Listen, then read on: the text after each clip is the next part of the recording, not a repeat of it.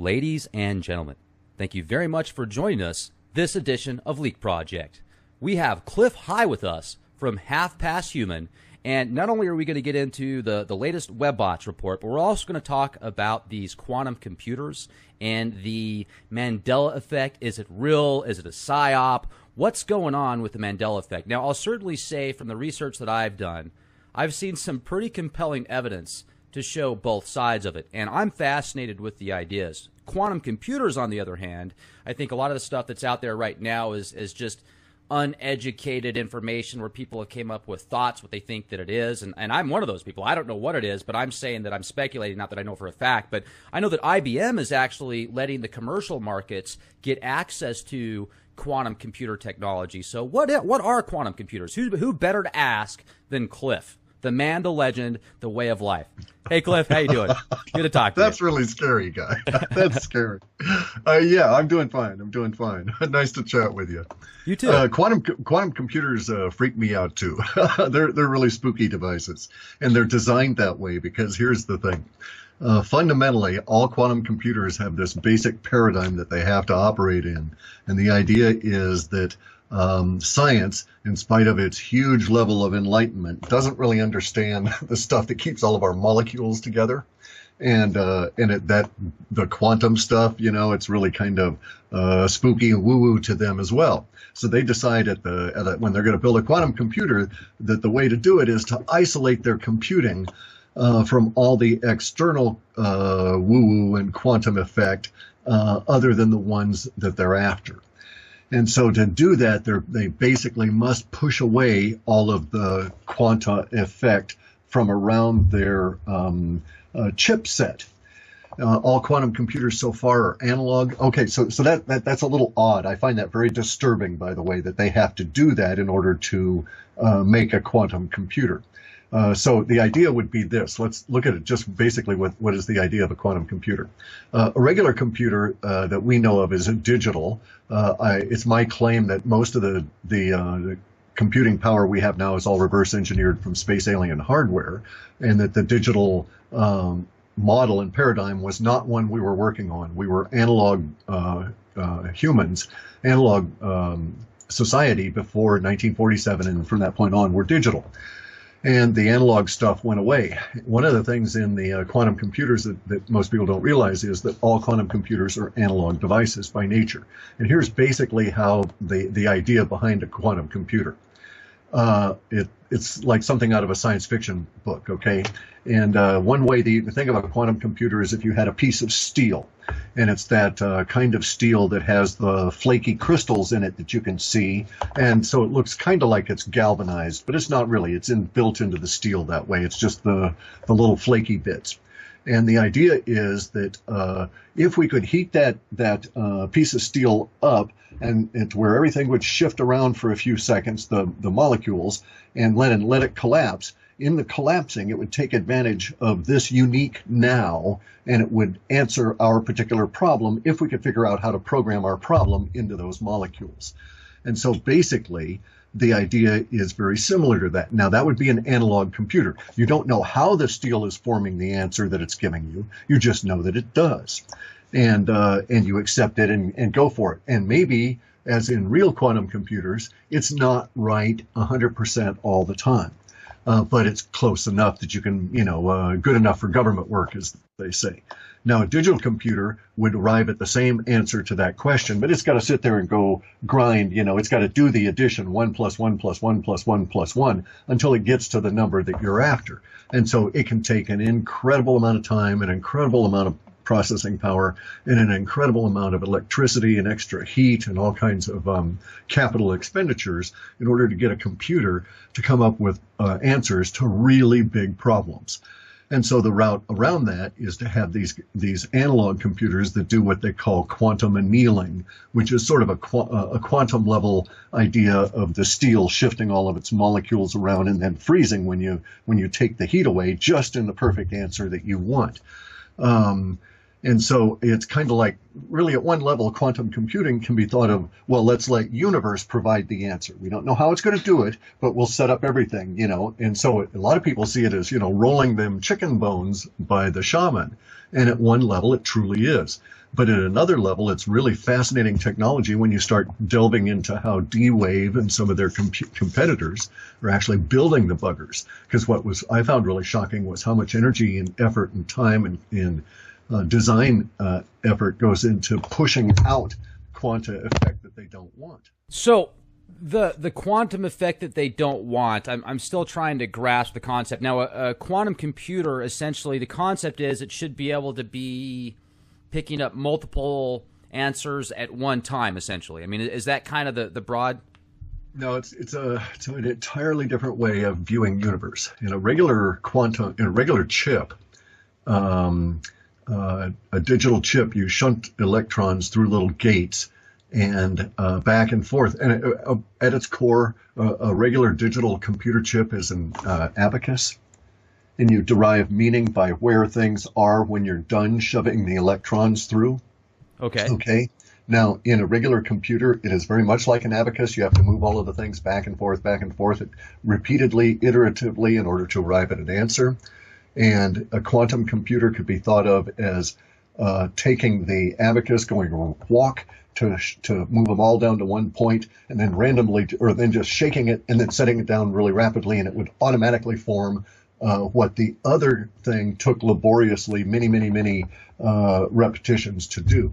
So there's just a slight difference in arriving at the same solution. In one, you would sit there and move the little digits back and forth, and you could actually follow it in your mind and watch it all get added up. And as a computer programmer, that was one of my talents, was that I was a very good debugger, because I could imagine in my mind I had the ability to spatially watch code work.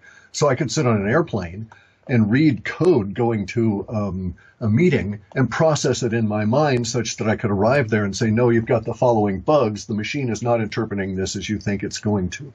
And it's because I could basically imagine the computer chip and its limitations and know how the iterative process of the processing would affect it. Now, that doesn't exist in an analog machine. The idea for a quantum computer in an analog machine is that you would take quanta entanglement. You know the movie or the series Stargate, right? Yeah. Yeah, I think it was Stargate. Was that the one where they had the little talking stones, or they would shift your Stargate universe? Okay. And in there, they had these stones or something similar. I can't remember. I didn't see it all that often. And the idea was that it would send your consciousness to whoever had the other stone, that these two things were entangled at a quantum level and across vast distances in space. They would still retain that entanglement, and such that if you had one and your buddy had another, you could swap personalities and thus communicate through each other's body, distance aside. I remember that, yes. Okay, well, now we know that the military has, in fact, validated through all of the remote viewing the action at a distance paradigm is accurate. Now we know that CERN is desperately working on something that is probably along the lines of what we would think of as a Stargate. It has nothing at all to do with their official bullshit, the big Large Hadron Collider. We also know that as part of this, the idea there was that these two stones were like sort of smashed together, and then whenever they were taken apart, they would retain that entanglement. This actually exists in reality, and the Chinese are taking advantage of that now. And a really cool idea when you think about it, okay? They've got a satellite up there that's self-defending from what I hear. They're really, really touchy about this particular satellite, but what it does is it takes two ionically charged particles, and that's really the only description you'll ever read of it. And it entangles them at a quantum level. Actually, what it does is it extracts two from a bundle of entangled particles, and then it beams one down to an observatory at spot X, and another one down to spot Y. And X and Y are separated by thousands of kilometers, and yet whatever you do to the molecule that's in X instantly occurs in the molecule in Y. And that lack of distance and time is quanta entanglement. That is the nature of universe. We operate, our bodies operate, our life forces. We're not coal-burning machines or anything along those lines. We operate at the level of quanta entanglement, and basically each of our mitochondria are connected inside to these little virtual, if you will, nuclear power plants, and that's how life is actually generated in movement and everything. And so it's the issue for me is that the woo component of it, the quanta component of it, is life. And so it is a fundamental nature of consciousness. It's all tied in there. And so that whole thing, that whole construct or thinking about paradigm in these chips, they have to come on in and move it out of the way and put their chip into it so that they're into the deepest level of probability and potentiality that is not quite on the border of reality, if that makes any sense at all. It does, and I'm thinking even the silicone-based computer systems out there now, the one that IBM's working on that's supposed to be able to run 300 quadrillion floating points per second, supposed to be done by the end of this year. I mean, that's pretty darn fast, but the average human brain thinks 80,000 quadrillion floating points per second, even though it doesn't seem like it. All those calculations approximately, according to the research that I've done, it might be different. So I'm wondering if these quantum computers, because of the different way that they're constructed and the way that they think, I mean, how is that affecting the alternative timelines? Or is that what's affecting it, or do you think it's something else? And what you brought up about CERN, I've thought that before too. Are they doing some type of Stargate thing? That's a great thought.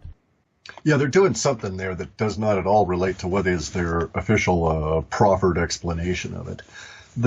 I don't buy the idea of alternate timelines. I actually find that there's equations in the consciousness energy construct that would prohibit such an idea. Okay, so the idea that there's a split off every time I make decision A, B, or C, and we get three possibilities and thus three timelines, it doesn't happen that way. There's no such thing as alternate dimensions where I can do something and corporeally shift into an alternate dimension. Such ideas are fanciful and used frequently in literature, but don't exist in reality. And a lot of the scientists that think that that's the case still think the sun is a nuclear reactor. So, that shows you where their heads are at. So such things don't exist. The idea of an alternate timeline, no, it's bogus. Doesn't happen that way. The Mandela effect has nothing to do with that. And the curiosities of time don't require alternate timelines to exist in order to still have those curiosities. Time is a self-healing process, as is most of reality. So a lot of the things we would see as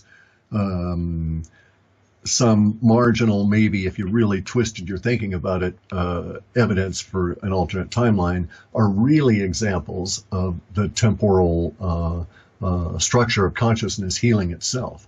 So under the circumstances, the quantum computers, though, because they are in fact pushing away and trying to isolate that very real part of the most real part of reality there is, which is the quantum entanglement between particles.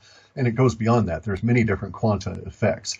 Most of the quantum computers are trying to reach into the first four of the effects, which include quantum entanglement, which is that beam down the two particle thing that the Chinese are doing. And that's really an effective way. It's uncrackable. You can have instant communication using even Morse code over those things, and nobody can intercept it. And you can have one in your pocket, so to speak, go wherever you want, and it will instantly respond. So there's no limitation in space. You don't need cell towers. Just truly phenomenal technology, and the potential for cell phones that don't require towers or any of that is on the horizon as a result of this. So the quantum effects are really cool, and that use of it I have no problem with, because that using entrainment in that way is in fact harmonizing with universe and harmonizing with the way that the quantum effect demonstrate. But the D-Wave project and some of the other quantum computers that are going to extreme levels to isolate their chips from quantum effect, I think are hazardous to our health in general, because the rollout of that can't be put into a state of de minimis. I mean, we can't minimize this because we don't understand it. So basically it would be, let me see if I can give it a meaningful analogy. It's very difficult because this stuff is so unknown at so many levels. But let's presume for a minute that we were talking about something that was material, something that was solid. We're not. We're talking about psychic, ethereal energies kind of stuff, right? The things that interact with our psychic body and all of that kind of thing. But let's just assume for a minute we were talking about, say, the atmosphere. Well, then a very real example would be these guys are taking and sticking their chip into a vacuum, which they actually do. They try and get all the atmosphere out of there because it moves and vibrates with the quanta effect all the time, and they don't want that. But then they go further and they try and get all the heat out of there, and they super cool the things, and they're doing all the everything they can to get out all quanta effect from it. Anyway, though, but let's just say that it was just all in the air, then basically what it is doing is it's making all the air around that machine that much more dense in particulates, if in fact the quanta effect could be thought of as a particulate expressing itself. So to us guys on the outside of the machine, it might be that there's a very rich atmosphere, or it might be a very heavy, oppressive atmosphere. We just are uncertain at this stage as to which way it's likely to go. Does that make any sense at all? It does. And what is the Mandela effect then? When people are seeing these things that they remember completely different? I know that neurolinguistic programming and there's all sorts of psychological conditioning, and the Tavistock Institute has done an incredible job of learning how to get into people's minds and manipulation and stuff. But, what's the deal with that? I mean, how come people have such different remembrances of things in the past now, and it's getting to be even more intense, it seems? Okay, well, see, this is sort of my contention. I could be way wrong on this. The Mandela effect could be entirely a psyop generated by somebody in the E-ring of the Pentagon. but I don't think so, okay? What I actually think is going on is a side effect of the quantum computers. And here's why. Mandela effect, when it first originated, if you want to go back into some of the details, you'll find that the Mandela effect in terms of the language and the use of the word, the phrase Mandela effect actually predates the effect by nearly 10 years, 12 years. And so there were people discussing Mandela effect in language we can get at that was brief, it was very narrowly confined, and it occurred before any of the effect itself. Now, how that language was being used that way, I'm unable to ascertain. It wasn't people discussing what we think of as the Mandela effect. I'm just saying the language appeared years ahead of the effect itself. But here's the Mandela effect. It can be thought of as a mental aberration where we don't remember things the same as the reality that we actually lived through.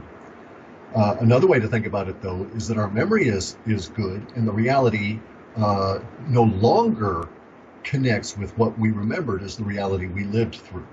So let's give an example of that, a real world example. I've got a friend of mine that's a software engineer.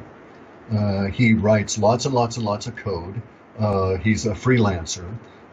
Like all freelancers, he sometimes gets contracts to come back and alter and update code that he's written many times years before.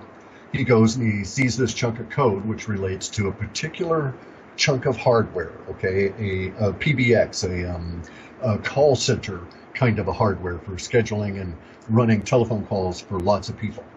And in fact, I think it is at a call center. Anyway, but he programmed at a low level, and he made these things, take the email addresses and do that kind of stuff. He made the machine pay attention. Anyway, so he goes back to look at some code and do some maintenance on it, and discovers something in his code he'd never written.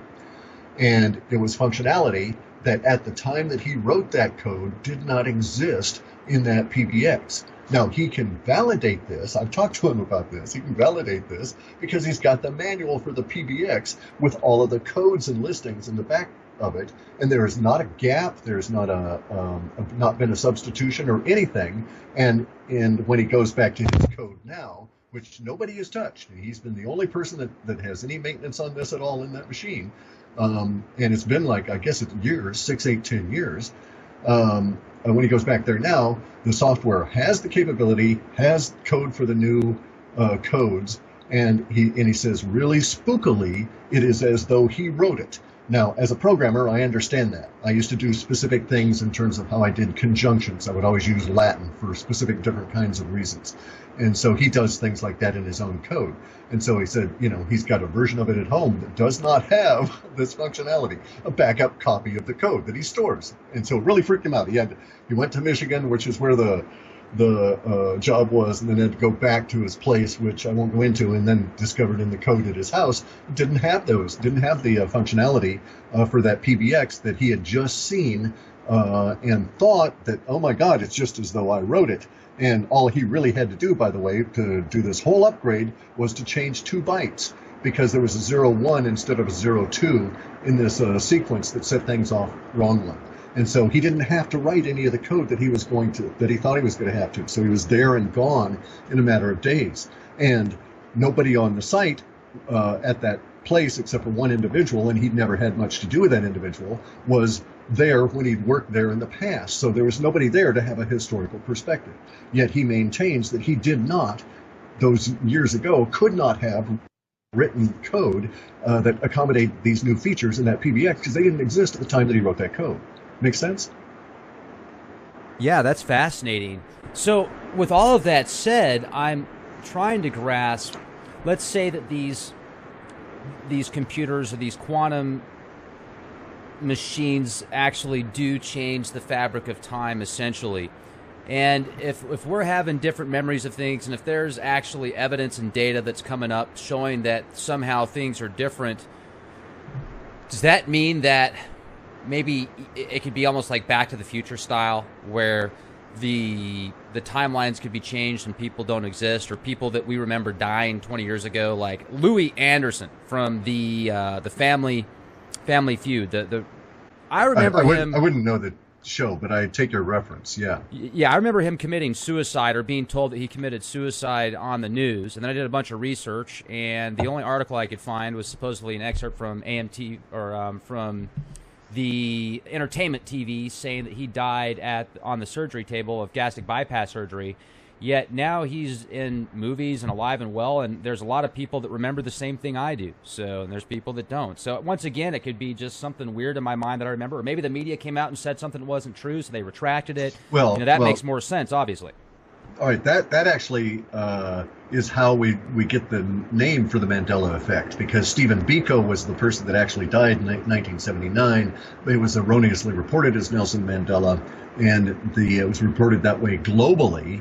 And so you got a huge mass of people that remember him dying, Nelson Mandela being killed, assassinated in 79, because the local papers got it wrong. It wasn't him, it was Stephen Biko. And they were both famous at the time in South Africa for the very same reasons. So that could indeed be the case, but the Mandela effect could be the result of these quantum waves coming along and monkeying about with our memories, or it could be the quantum waves being pushed out from these machines and coming on over and monkeying about with our connection to reality. But I do not believe, because of the energy required, that there's an alternate reality that is in any way created. So I don't use the word timeline in any way, shape, or form. I think it's much more complex than that idea allows, because a timeline would suggest, for instance, that you could clearly cleave the energy and have the same amount of energy depart in 2 different ways, albeit some small difference, the death of one person than not the death of another person. But that means that energy would be replicable instantly on a scale inconceivable, and yet we don't see any evidence in the universe that any of that has ever occurred anywhere at any time or could occur. So the idea of a timeline, I found, the noise, by the way, is the rain coming down here, another one of these atmospheric rivers. You mean it actually rains out there in the Northwest? Oh yes, oh yes, man. Last month we had over 19 inches of rain in a month, and that was as much as a local area up here in the rain shadow of the Olympic Mountains gets in a whole year. So we get a lot of rain, and it's just been excessive as a result of this ice age stuff, which is probably all related. The new ultraviolet coming in, picking up all of the water out of the ocean, moving it over to the land, and so on. Related to the sun. The sun may be in the process of being monkeyed about with by CERN, for all we know, because CERN has developed more energy and more electrical power put into the Large Hadron Collider than we've ever seen, than has ever existed on this planet in any shape or form at any time. And they're concentrating it right there. and they're going to make more energy and do it again at a higher level, a higher frequency, whatever it is they're doing. So they could, at this level, according to Tesla's math, easily set up an oscillation between our ionosphere and the sun and induce tremors even into the solar mass. Now, it's not as Tesla understood it correctly, that it's a plasma. It's not a nuclear reactor. So it's not like the sun can explode or anything. But they could start monkeying with its output, I think, and probably would do so erroneously, not intending to.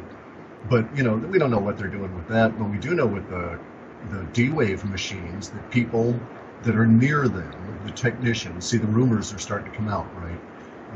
And it's not just D-Wave. I shouldn't isolate that firm. It's a commercial company. But some of the other quantum computers actually produce a resonance that cannot be related to vibration in the proximity of the machine that makes some people become slightly ecstatic and other people become very nervous indeed. So it's a very strange effect. Could it be like an electronic Ouija board almost, or some type of spiritual device tapping into another dimension, bringing in answers? And do you think it could also be? I'm going to ask. I don't think there's another dimension that exists. Well, not necessarily another dimension. Let me rephrase that. I mean, more like, so you don't believe in the afterlife? You don't believe in spirit? Oh, no. That's different. That's different, dude. Okay. I mean, there is no such thing as afterlife because, there is consciousness after death. There's this stuff. It's a better way to put it. What's that?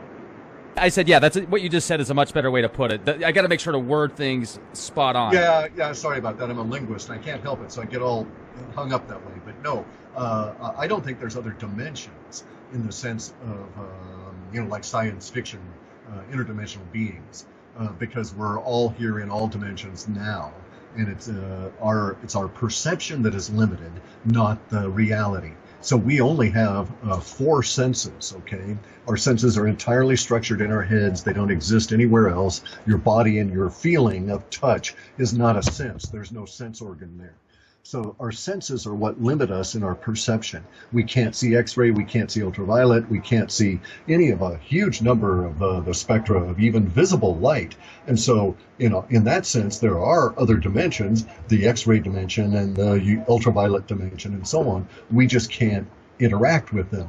And nothing we can do would create an interdimensional doorway for interdimensional beings to come through. It just doesn't, our reality just isn't shaped that way.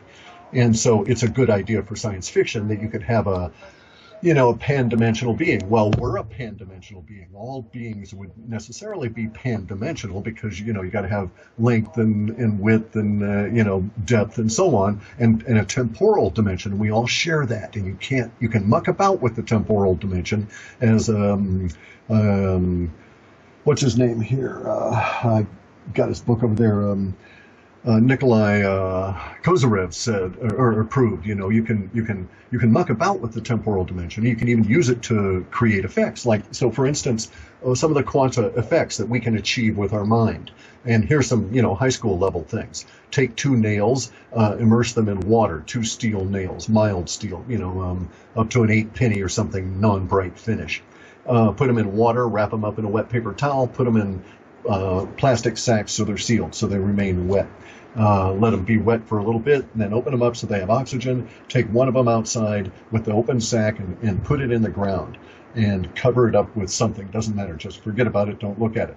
The other one, have near your bed, okay, or have near someplace where first thing in the morning, every morning, you open it up, open up the little plastic sack, look at the nail, touch it, and you can close the sack, or leave it for oxygen so that it's oxygenated, and so could rust.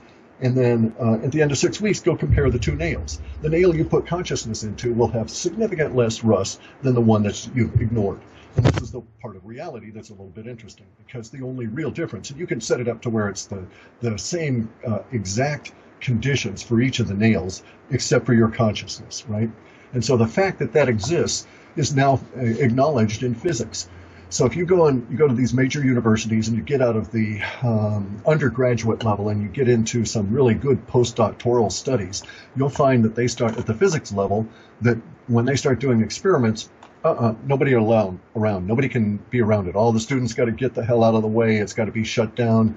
They've got to figure a way to trigger the experiment without anybody around or even knowing when it'll be triggered. Just that they know that it would be triggered within some space of time sometimes is enough to monkey with the results. And so it's all consciousness, it's all mental, it's all part of the quanta effect, this action at a distance. So we could achieve telepathy. We can probably achieve telekinesis once we're trained to it. And can probably do truly incredible mental things because we've got demonstrable evidence that our minds just at random, just when you're a drunk college student sitting in front of the door to keep people out of the experiment, you sitting there reading and having your beer causes the experiment to go south. And you're not even thinking about the thing. It's just the proximity. So our minds are quite powerful. So, I mean, I didn't mean to get off on that, but the timeline and the interdimensional stuff really kind of annoys me because we live in this interdimensional world now. And this is where we get all these weird effects from channeling and all this kind of stuff. It's because people don't understand what else is in here living with us because they don't see it. Good point. Absolutely. You really presented that in a very easy to understand manner. If I say something and I don't word it the proper way, I immediately realize, oh wait, who am I talking to? I'm talking to Clif, like, you know, and I knew that's why I said that. I was like, yeah, that. No, please don't be. That's a good thing. That's a good thing, especially for me being a host of a talk show. I need to be very accurate with my words because words are important. I think that the language that we speak and each letter represents a specific numerological value in gematria. And I think that's important, too, because that's a certain vibrational frequency, and I think that sacred geometry is important, and, I don't know what it all means. It even goes down to the phenomes. The actual shape of the mouth and the saying and so on is its own form of sacred geometry if you look at it from a function of, like, cymatics. You know that? Where they take and they bounce little bits of colored sand, that kind of thing? Yeah, that's really cool. Absolutely. And you can even just do Tibetan bowls and stuff like that, hit that and it'll make the sand come into a certain shape. I think that's really cool, and it's all connected at a certain level. So I find this fascinating, and I think your explanation was wonderful, so thank you for that. Sure. And I would also really be amazed to know what your Webbots and what the current half-past human report is picking up, because you really pick up every time that I have actually picked up one of your Webbot reports, there has been multiple, it's picked up on multiple things. I mean, every single time. There hasn't been one time that I haven't read a report that picked up on multiple things. So I think that's really cool. It's kind of interesting. We've got all kinds of changes. We're in a very interesting period of time for my work. A lot of it is a lot of my work is based on volume of language around particular contexts and how we get at it. And ever since probably June of last year, the level of the volume in the language and the level of emotional intensity is way up. And so it's the emotional intensity that drives the prescient component of our stuff. So it's been sort of a rich harvest for us because everybody's all whipped up. One of the reasons that I think everybody's all whipped up is this unknown energy from space business. And we've been getting the idea of from 1997, when I first did the very first run here, got back, I think maybe 9 million data items in that very first one. It's not uncommon for me now for the servers to process through, 200 and 300 million now. Because we have social media primarily. There weren't that many sources back in the late 90s. But even back then, one of the first things that I got in the very first run that shocked me was the conjunction of the word sun and disease. And the disease was not fully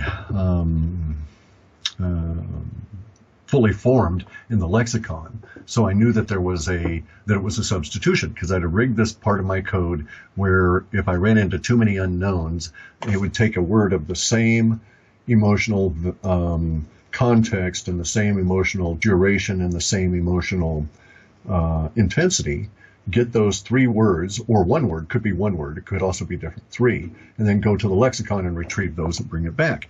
And that was just my way of saying in the code, okay, you've got this far, don't fail, or fail gracefully and go get a substitute and then tell me we've done a substitute. And so I kept getting sun disease over the years. And well, we're there now relative to how humans think about the sun. We've been, in the Western world, we've been heaped with bullshit these past 20 plus years about global warming for people's personal gain and for other, who knows what other weird reasons. And now we're going to get to a level of reality where we start understanding what's going on with our weather and how it relates directly to the sun and how the sun is not what we've been told.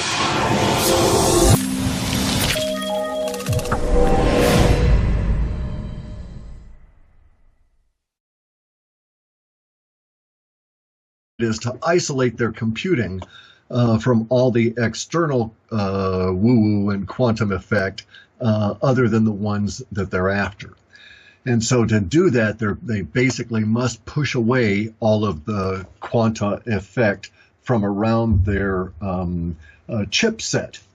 All quantum computers so far are analog. Okay, so that's a little odd. I find that very disturbing, by the way, that they have to do that in order to make a quantum computer. So the idea would be this. Let's look at it just basically what is the idea of a quantum computer. A regular computer that we know of is digital. It's my claim that most of the computing power we have now is all reverse engineered from space alien hardware, and that the digital model and paradigm was not one we were working on. We were analog humans, analog society before 1947, and from that point on, we're digital. And the analog stuff went away. One of the things in the quantum computers that most people don't realize is that all quantum computers are analog devices by nature.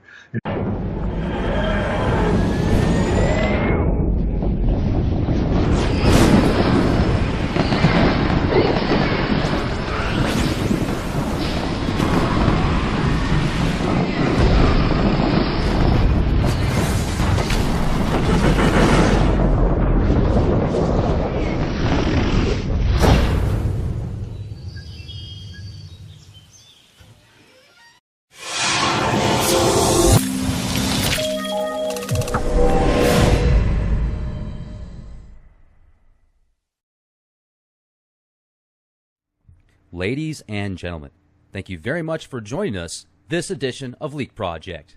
We have Clif High with us from Half Past Human, and not only are we going to get into the latest Webbot report, but we're also going to talk about these quantum computers and the Mandela effect. Is it real? Is it a psyop? What's going on with the Mandela effect? Now, I'll certainly say from the research that I've done, I've seen some pretty compelling evidence to show both sides of it, and I'm fascinated with the ideas. Quantum computers, on the other hand, I think a lot of the stuff that's out there right now is just uneducated information where people have came up with thoughts, what they think that it is, and I'm one of those people. I don't know what it is, but I'm saying that I'm speculating, not that I know for a fact, but I know that IBM is actually letting the commercial markets get access to quantum computer technology. So what are quantum computers? Who better to ask than Clif? The man, the legend, the way of life. Hey, Clif, how you doing? Good to talk to you. That's really scary, guy. That's scary. Yeah, I'm doing fine. I'm doing fine. Nice to chat with you. You too. Quantum computers freak me out too. They're really spooky devices, and they're designed that way because here's the thing. Fundamentally, all quantum computers have this basic paradigm that they have to operate in, and the idea is that science, in spite of its huge level of enlightenment, doesn't really understand the stuff that keeps all of our molecules together. And that the quantum stuff, it's really kind of spooky and woo-woo to them as well. So they decide when they're going to build a quantum computer that the way to do it, government work, as they say.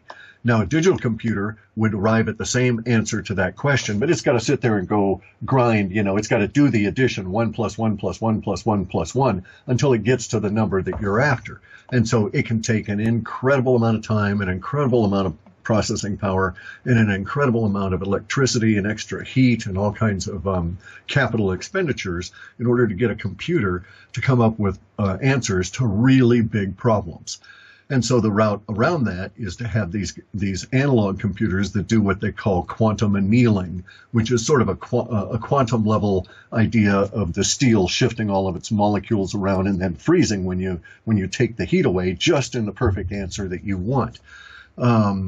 And so it's kind of like, really at one level, quantum computing can be thought of, well, let's let universe provide the answer. We don't know how it's going to do it, but we'll set up everything, And so a lot of people see it as, rolling them chicken bones by the shaman. And at one level, it truly is. But at another level, it's really fascinating technology when you start delving. Here's basically how the idea behind a quantum computer. It's like something out of a science fiction book, okay?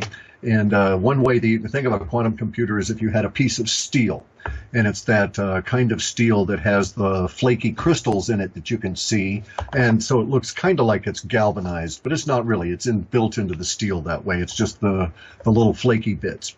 And the idea is that if we could heat that piece of steel up and to where everything would shift around for a few seconds, the molecules, and let it collapse, in the collapsing, it would take advantage of this unique now, and it would answer our particular problem if we could figure out how to program our problem into those molecules.